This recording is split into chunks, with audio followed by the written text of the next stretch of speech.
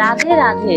আপনাদের এমন অনেক সময় আসে, অনেক মুহূর্ত আসে যে সেই সময়ে হয়তো ভজনে কিছুতেই মন লাগে না। আপনারা যে মানুষটা সব সময় ভজনে যুক্ত থাকতে ভালোবাসেন বা ভালোবাসছিলেন বা ভালোবাসতে চাইছেন, তাদের কিছুতেই ভজনে মন বসছে না। যখনই আপনারা ভাবছেন সৎসঙ্গ করব, যখনই ভাবছেন ভগবানের অধিক নাম জপ করব, শুধুমাত্র ভগবত চিন্তন করব, ভগবত কথা শ্রবণ করব, ঠিক সেই সময় আপনাদের এই মায়া মোহর অন্ধকারে অন্য সবকিছু মানে ভোগ্য বস্তুর প্রতি মনটা আকৃষ্ট হয়ে পড়ছে। সেই সময়ে আপনাদের মনে কিন্তু কৃষ্ণ চিন্তন বা ভগবত চিন্তন আসছে না। শুধুমাত্র আমরা কি ভোগ করব, কি বিলাসিতা করব, সেই সব চিন্তন আসছে। তখন আপনারা ভেবে দেখুন যে আপনাদের কোনো বৈষ্ণব অপরাধ হয়ে যায়নি তো। এটা আপনারা বুঝবেন কিভাবে?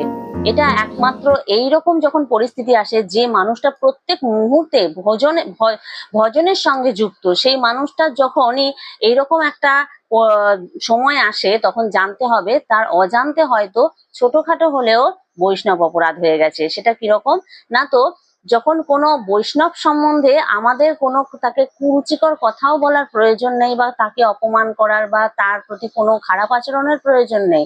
শুধুমাত্র হৃদয়ের মধ্যে তাকে নিয়ে যদি আমরা কিছু ভেবে থাকি, তো সর্বাগ্রে আমাদের ভাবারও আগে কিন্তু শ্রী হরি জেনে যান, তিনি অন্তর্যামী নারায়ণ।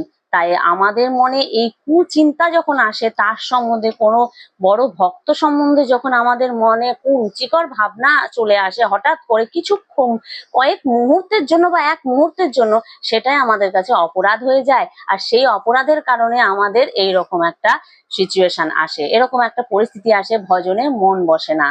তো আমাদের সেই সময় অবশ্যই ভগবানের কাছে বারবার ক্ষমা চেয়ে, সকল বৈষ্ণব সাধুগুরু বৈষ্ণব ভক্তদের প্রতি ক্ষমা চেয়ে, অষ্টাঙ্গে বারবার ভগবানের কাছে প্রণাম করে, মেয়েদের ক্ষেত্রে পঞ্চাঙ্গ প্রণাম করে ক্ষমা চেয়ে নিতে হবে।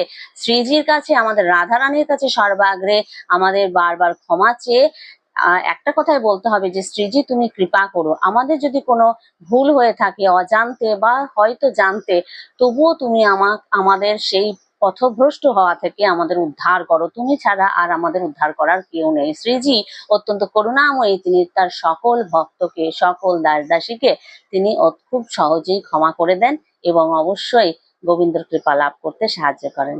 রাধে রাধে, হরে কৃষ্ণ।